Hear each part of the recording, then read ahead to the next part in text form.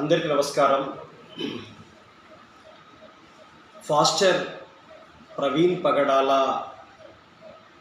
యాక్సిడెంట్లో మృతి చెందాడని, తనను హత్య చేశారని వార్తలు వినిపిస్తున్నాయి.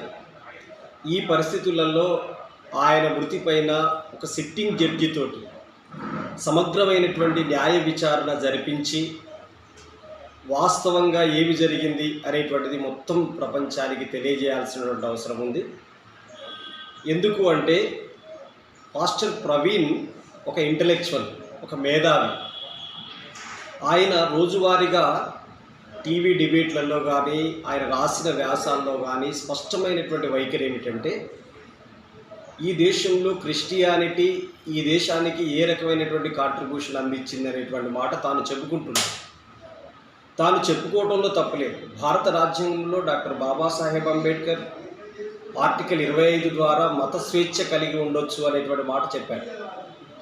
ఈ రాజ్యాంగం మీద నమ్మకం లేనటువంటి వాళ్ళు, ఈ రాజ్యాంగాన్ని వ్యతిరేకించేటువంటి వాళ్ళు, క్రిస్టియన్ మతం పట్ల విద్వేషాలు నింపుకున్నటువంటి వాళ్ళు పాస్టర్ ప్రవీణ్ యొక్క వీడియోల కింద, పాస్టర్ ప్రవీణ్ మాట్లాడిన మాటల కింద నేను చంపుతాం, లేకపోతే బండబూతులు, ఒక మాటలో చెప్పాలంటే మనం మాట్లాడుకోలేటానికి వీల్లేని పద్ధతులలో బూతులు మాట్లాడినటువంటి వాళ్ళు కూడా ఉన్నారు. ఆయనది రాజమండ్రి దగ్గర జరిగింది యాక్సిడెంటే అయితే చాలామంది క్రిస్టియన్ పాస్టర్లు కానీ వాళ్ళ కుటుంబ సభ్యులు కానీ ఆరోపిస్తున్నటువంటి అంశం ఏమిటంటే, ఒకవేళ యాక్సిడెంట్ జరిగితే ఆయన బాడీ ఎక్కడో దూరాన పడి ఉండాలి. ఒక యాక్షన్ జరిగినప్పుడు, యాక్సిడెంట్ జరిగినప్పుడు వెహికల్ ఒక చోట, మనిషి ఒక చోట పడి ఉంటారు. తర్వాత యాక్సిడెంటల్గా జరిగినటువంటి గాయాలు ఒక రకంగా ఉంటాయి. కానీ తనకు బురద పట్టి ఉండటం, తన మీదనే బైకు మీద పడేసి ఉండటం, వీటన్నిటిని చూస్తూ ఉంటే హత్య చేసి దీన్ని ఆత్మహత్యగా చిత్రీకరిస్తున్నారు అనేటువంటి చర్చ కూడా సాగుతూ ఉంది.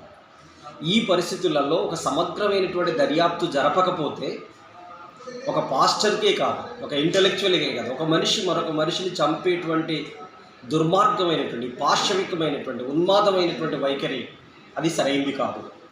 భిన్నమైనటువంటి భావాలు సంఘర్షించుకోవాలి తప్ప, ఒక భిన్నమైన భావం వ్యక్తమైతే భౌతిక దాడి చేయటం, మనిషిని హతం చేయటం అనేటువంటిది కిరాతక చర్య, అది మూర్ఖపు చర్య. ఇలాంటి చర్యల్ని పౌర సమాజం ఎవరు అంగీకరించకూడదు. భారతదేశం అంటేనే వేల కులాలకి, పదుల సంఖ్యలో ఉన్నటువంటి మతాలకి ఒక వైవిధ్యభరితమైనటువంటి దేశం ఇది. ఈ దేశంలో భిన్నమైనటువంటి ఆలోచనలు నిరంతరం సంఘర్షించుకుంటాయి. నువ్వు ఇట్లా మాట్లాడటానికి వీల్లేదు అనేటువంటి పద్ధతులలో మాట్లాడటం అనేటువంటిది, ఇటీవలి కాలంలో ఆయన మరణించిన తర్వాత సైతం దాన్ని కూడా జీర్ణించుకోలేని పద్ధతులలో సోషల్ మీడియాలో కామెంట్లు పెడుతున్నటువంటి వాళ్ళ వైఖరి ఏమిటి అనేటువంటిది మనం పరిశీలించినప్పుడు, ఎవరైతే ప్రవీణ్ పగడాల ఈ ఉదంతం వెనకాల, ఈ మరణం ఉదంతం వెనకాల నిరంతరం సోషల్ మీడియాలో తప్పుగా కామెంట్లు పెట్టిన వారి వివరాలు, వాళ్ళ బయోడేటా, ఆయన ఫోన్ కాల్స్, మొత్తం వివరాలన్నింటినీ కూడా పరిగణలోకి తీసుకోవాలి, విచారించాలి. అందుకని ఎవరు నిందితులు ఏంటి అనేటువంటిది విచారణ తర్వాత మాత్రమే తేలటానికి అవకాశం ఉంది. పోస్ట్ మార్టం కూడా చేశారు, సంతోషమే. కానీ నేను చెప్పదలుచుకుంది ఏమిటంటే, ఆంధ్రప్రదేశ్ ప్రభుత్వం, ముఖ్యమంత్రి చంద్రబాబు నాయుడు, డిప్యూటీ సీఎంగా ఉన్నటువంటి పవన్ కళ్యాణ్, హోమ్ మినిస్టర్గా ఉన్నటువంటి వంగలపూడి అనిత, వీళ్ళందరూ కూడా లా అండ్ ఆర్డర్ మా కంట్రోల్లో ఉంది, ఆ దోషులు ఎవరినో పట్టుకుంటాం, సమగ్రమైనటువంటి న్యాయ విచారణ జరుపుతాం, దోషులు ఎవరైనా వదిలిపెట్టాం, ఇట్లాంటి కామన్గా మాట్లాడుతున్నటువంటి మాటలే. కానీ నేనేం చెప్తున్నా అంటే, పోలీసులు యాక్సిడెంట్ అయిన తర్వాత ఎంతసేపటికి అక్కడికి వెళ్ళారు, ఎప్పుడు ఎఫ్ఐఆర్ చేశారు, ఎందుకు నిర్లక్ష్యం చేశారు అనేటువంటి విషయాలు కూడా కొట్టొచ్చినట్టు కనిపిస్తుంది. ఒకవేళ లా అండ్ ఆర్డర్ మీ కంట్రోల్లోనే ఉంటే, ఇంతకాలం తనకు బెదిరింపులు వస్తున్నాయి, చంపుతామని అంటున్నారని చెప్పి చాలా సందర్భాల్లో ఆయన మాట్లాడాడు ఓపెన్గా. ఆయన మీడియాలో మాట్లాడాడు, సోషల్ మీడియాలో మాట్లాడాడు, చాలా సందర్భాల్లో రాతలు కూడా రాశాడు. ఎందుకని పట్టుకోలేకపోయారు? లా అండ్ ఆర్డర్ కంట్రోల్లో, మీ కంట్రోల్లో ఉంటే ఎందుకని అట్లాంటి మాట్లాడినటువంటి వాళ్ళ పైన ఎందుకు చర్యలు తీసుకోలేకపోయారు?